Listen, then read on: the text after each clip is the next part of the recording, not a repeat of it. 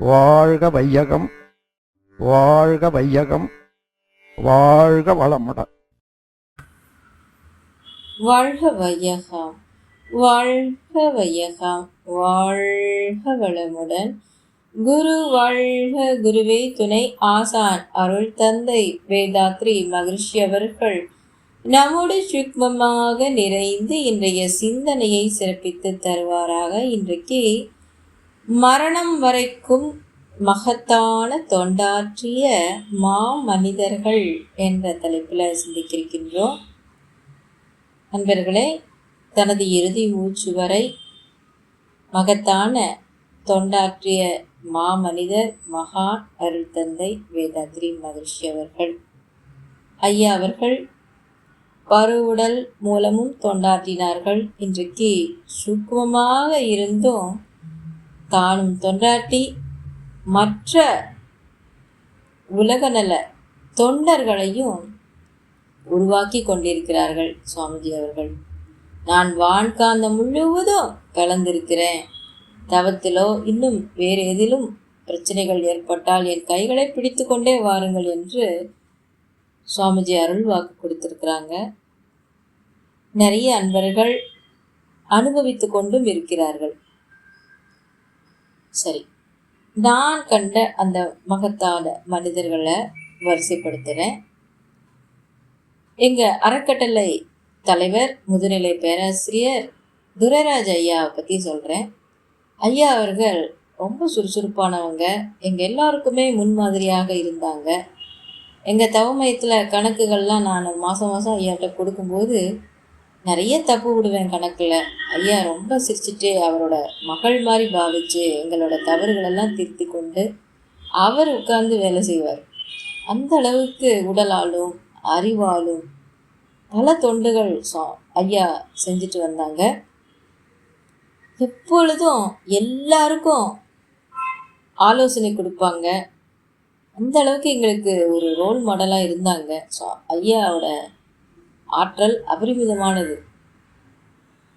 ஓடி ஓடி ரிட்டையர்மெண்ட் பீரியடுக்கு அப்புறமும் அறக்கட்டளையை நல்ல சிறப்பான முறையில் தொண்டாற்றி அவரும் அவரது மனைவி சங்கரி அம்மாவும் நல்லாவே தொண்டு செஞ்சு கொண்டிருந்தாங்க. அவர் இறப்பதற்கு சில நாட்களுக்கு முன்னாடி ஒரு சின்ன தொந்தரவு தான் உடலில் ஏற்பட்டுச்சு. அதையும் என் கணவர்கிட்ட ஆலோசனை கேட்டு ஐயா சரி செஞ்சு கொண்டு அப்பவும் ஓடி ஓடி உழைத்து கொண்டு தான் இருந்தார். இறுதியாக வெளிநாட்டுக்கு மகனை பார்க்க தன் துணைவியாருடன் சென்றாங்க. அப்போது அன்றைக்கு பஞ்சபூத நவக்கிரக தவம் ஏற்றிவிட்டு சிறிது நேரம் ஓய்வெடுக்கிறம்மா அப்படின்னு சொல்லிட்டு போய் படுத்தாங்க. அப்படியே அந்த தவ நிலையிலேயே அப்படியே ஆழ்ந்த உறக்க நிலையிலேயே உயிர் பிரிந்து விட்டது. இந்த செய்தியானது எங்களுக்கு எப்போ கிடைச்சதுன்னா, அன்றைக்கு நாங்கள் எங்கள் தவ மையத்தில் எல்லாரும் ஆழ்ந்து மௌனம் இருந்து கொண்டிருந்தோம். மௌனம் முடிந்த பிறகு தான் இந்த செய்தி எங்களுக்கு எட்டியது. ஏன்னா நாங்கள் பிரியமாக இருந்த எங்களது அறக்கட்டளை தலைவரோட இறப்பை நாங்கள் தாங்கி கொள்ள வேண்டும் அல்லவா. அதனாலேயே அன்றைக்கு குருபிரான் எங்களை மௌனத்தில் ஆழ்ந்து இருக்க வச்சுட்டாங்கன்னு தான் நினைக்க தோணுது. ஓரளவு நாங்கள் தாங்கி கொண்டோம். இருந்தாலும் ஐயாவோட சேவைகளை எண்ணி இன்றைக்கு வரையும் வியந்து கொண்டிருக்கிறோம். எத்தனையோ பேர் நோயில் படுத்து பல காலம் கஷ்டப்பட்டு கூட இருந்தவங்களுக்கும் கஷ்டம் கொடுத்து அப்படி மாண்டு போனார்கள். ஆனால் பருவுடல் நீத்த பிறகும் இன்றைக்கு வரையும் அவங்கள பற்றி நம்ம பேசுகிறோன்னா அவங்க செய்த அந்த மகத்தான தொண்டு தான் காரணம். அப்புறம் இன்னொரு பேராசிரியர், அவர் சென்னையை சேர்ந்தவர் தான், பேராசிரியர் குற்றாலிங்கம் ஐயா. அவரும் 70 வயதுக்கு மேலே வாழ்ந்தார். அவரும் மன்றத்தில் அவ்வளோ சேவைகள் செய்து கொண்டு கடைசி மூச்சு வரையும் உடலாலும் சேவை செய்து கொண்டிருந்தார். அன்றைக்கு மன்றம் நடத்திட்டு பெட்ஷீட்டெல்லாம் கூட மடித்து வச்சுட்டு அப்புறம்தான் ஓய்வெடுக்க சென்றார். திடீரென்று கொஞ்சம் நெஞ்சு ஏதோ பண்ணுதுன்னு தான் சொன்னார். அடுத்த க்ஷணம் உயிர் பிரிந்து விட்டது. அப்போது மரணம் வரைக்குமே அவங்க தொண்டு செஞ்சுருக்கிறாங்கன்னா சுவாமிஜி கற்றுக் கொடுத்த அந்த மனவளக்கலை பயிற்சி தான் காரணம். பயிற்சியை விடாமல் செய்து நிறைய அன்பர்களுக்கு தொண்டு செஞ்சுருக்கிறாங்க. நிறைய மனவள கலைஞர்களை உருவாக்கியிருக்காங்க. அவங்க காலத்துக்கு பிறகு அவங்களோட மனைவி மற்றும் மனவளக்கலை அன்பர்கள் இவங்கெல்லாம் சேர்ந்து அந்த அறக்கட்டளைகளை தவமயங்களை ரொம்ப சிறப்பாக நடத்தி கொண்டு வர்றாங்க இன்றைக்கு வரையும். ஆழியாரில் முதுநிலை பேராசிரியர் அறிவழகன் ஐயா பற்றி நிறைய அன்பர்களுக்கு தெரியும். ஐயா அவர்களும் 80 வயதுக்கு மேலே வாழ்ந்தாங்க. இறப்பதற்கு முதல் நாள் பாருங்க பிரம்மஞான பயிற்சி நடத்தியிருக்கிறாங்க. ஒரு நாள் கூட நோயில் படுக்கலை. அந்த அளவுக்கு தொண்டு செஞ்சு கடைசி வரையும் தொண்டு செஞ்சுருக்கிறாங்க. ஏன் இதெல்லாம் பற்றி உங்களுக்கு சொல்கிறேன்னா, நம்ம எப்பொழுதும் பயிற்சி செய்து கொண்டு நம்ம வாழ்நாளில் எத்தனை பேரை மனவளக்கலை பயிற்சியில் நாம் ஈடுபடுத்துகிறோமோ அந்த அளவுக்கு நாம் பிறவி பெருங்கடலை நீந்த முடியும்.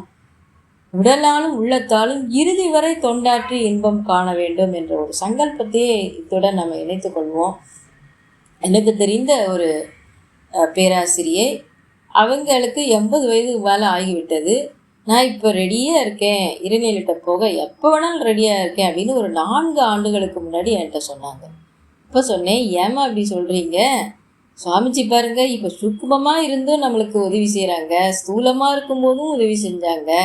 அப்போது நீங்கள் எப்படி சங்கல்பம் பண்ணணும்னா, தினமும் தவம் செய்யுங்க, எல்லா பயிற்சிகளும் செய்யுங்க, செய்துட்டு உடலாலும் அறிவாலும்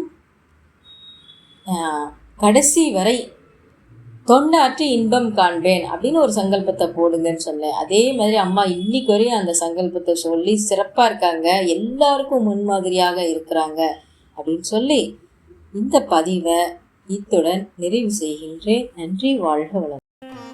வாழ்க வளமுடன். ஸ்கை வேதாத்ரி அமுதம் சேனலை சப்ஸ்கிரைப் பண்ணாதவங்க சப்ஸ்கிரைப் பண்ணுங்கள், பெல் பட்டனை டச் பண்ணுங்கள். அப்போ தான் நாங்கள் போடுற எல்லா வீடியோஸும் உங்களுக்கு கிடைக்கும். நன்றி. வாழ்க வளமுடன்.